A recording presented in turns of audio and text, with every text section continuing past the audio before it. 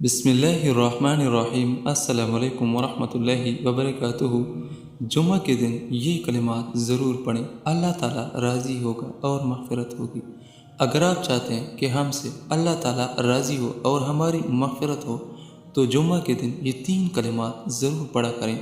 وہ کلمات یہ ہیں جو آپ نے پڑھنے ہیں: سبحان اللہ وبحمدہ سبحان اللہ العظیم، رضیت باللہ ربا وبالاسلام دینا وبمحمد نبیا، استغفر اللہ ربی من کل ذنب واتوب الیہ۔